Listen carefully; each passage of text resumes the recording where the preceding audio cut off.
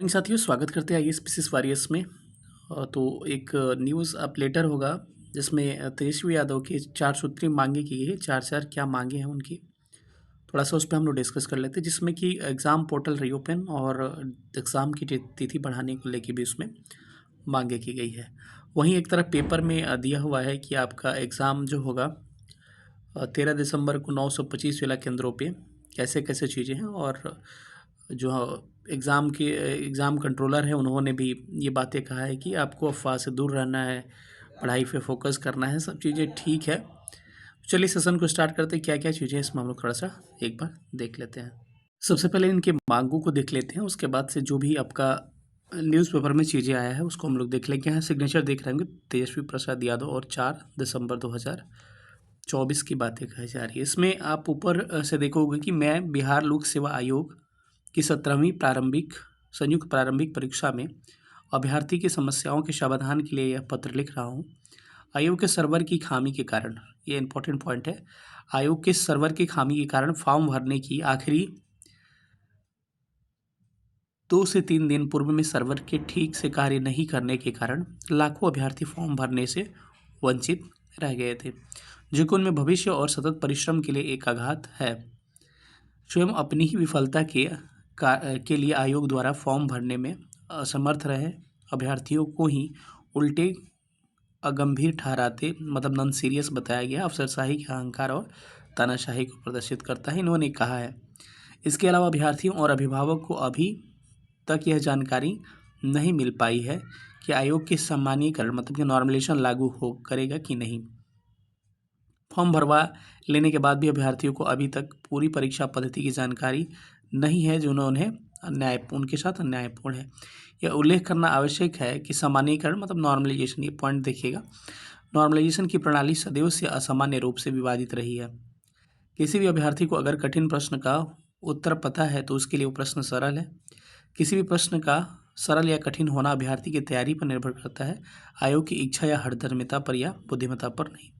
वही इनके कहने का मतलब है कि पत्र जो है आपको टफ और आसान जो होगा, जो चीज़ मैं आपसे पढ़ा हूँ, मैं पूछूँ कि चंपारण सत्याग्रह कब हुआ था, तो आपने पढ़ा है तो आपके लिए 1917 आपके लिए आसान है, आपने नहीं पढ़ा है तो आपके लिए प्रश्न जो नहीं पढ़ा है उसके लिए टफ हो सकता है। तो इसीलिए मैथ्स वाले जो सेशन है, आपके सेक्शन है एसएससी रेलवे, वहाँ नॉर्मलाइजेशन की प्रक्रियाएँ होती हैं तो वो समझ में आती है, क्योंकि क्वेश्चन का लेवल जो है इस एक तरह का दिया जा सकता है, लेकिन टफनेस भी एक तरह का होता है, तो उसमें आप कह सकते हैं। लेकिन यहाँ पर जीएस वाले में आप टफनेस का इक्वल कर ही नहीं सकते हैं, ना इसमें नॉर्मलाइजेशन पॉसिबल है। आगे देखिएगा तो पॉइंट नंबर, ये 4 सूत्री मांगे जो है इनके, पॉइंट नंबर 1 कह रहा है, इसको देख लीजिएगा, परीक्षा फॉर्म भरने के अभ्यर्थी को 5 दिन अतिरिक्त दिन दिए जाएँ ताकि आयोग की नाकामी अथवा सर्वर की खामी के कारण जो अभ्यर्थी फॉर्म नहीं भर पाए वो भर पाएँ। तो पहला यही डिस्कशन है इनका कि जो लोग फॉर्म 93,000 लोग कहा जा रहा नहीं भरे हैं उनके लिए 5 दिन इसका समय बढ़ाया जाए। दूसरी मांग देखिएगा, आयोग 17वीं बीपीएससी की प्रारंभिक परीक्षा की तिथि आगे बढ़ाए ताकि अभ्यर्थी को पर्याप्त समय मिल पाए। मतलब कि यही उलझनों में अभ्यर्थी जो बंधे हुए हैं उनके लिए कह रहे हैं कि मतलब कि परीक्षा की तिथि को क्या किया जाए, एक्सटेंड किया जाए। तीसरा पॉइंट है कि नॉर्मलाइजेशन पर अपनी नीति स्पष्ट की जाए। उचित होगा कि सामान्यीकरण मतलब नॉर्मलाइजेशन के विभाजित और अन्यायपूर्ण प्रक्रिया से बचा जाए, मतलब कि नॉर्मलाइजेशन नहीं किया जाए। और आखिरी हमारी मांग ये है कि परीक्षा एक दिन, एक शिफ्ट, एक पेपर, एक पैटर्न पर हो। तो देखिए ऑलरेडी ये होगा तो ये वाला तीसरा पॉइंट हट जाएगा। तो मुख्यतः 3 ही मांग है इसमें, लेकिन 4 हो गया बिंदु, लेकिन 3 ही है। तो यही सब चीज़ें हैं। आप देखिए इनका तो मांग जायज़ है और अभ्यर्थियों के हित में है। अब हम लोग देखते हैं पेपर में आज क्या दिया हुआ है। पेपर में देखा जाए तो लिखा है यहाँ पर, पढ़िएगा कि 925 केंद्रों पर होगी 17वीं संयुक्त प्रारंभिक परीक्षा। आगे लिखा हुआ है कि बिहार लोक सेवा आयोग जो है 17वीं संयुक्त प्रारंभिक परीक्षा 13 दिसंबर को 36 जिला केंद्रों पर, यानी वो भी लेटर वायरल जो हो रहा था जिला का वो भी करेक्ट था, 34 नहीं 36 जिला ही था, तो लोगों को लगा था वो फेक है।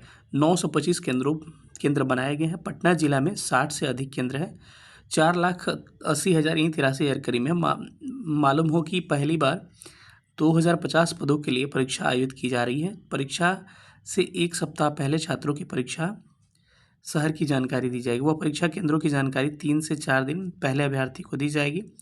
परीक्षा में प्रवेश करने से पहले कई स्तरों पर जांच की जाएगी। बायोमेट्रिक्स उपस्थिति से लेकर आंखों की पुतली की जांच की जाएगी। सभी केंद्रों पर 1 घंटा पहले अभ्यर्थी को प्रवेश करा दिया जाएगा। सभी केंद्रों पर जैमर लगाए जाएंगे ताकि परीक्षा को बेहतर तरीके से संचालित किया जा सके। परीक्षा में अलग अलग प्रश्न पत्रों के कलर इस्तेमाल किए जाएंगे। यहाँ बस कलर कहा जा रहा है।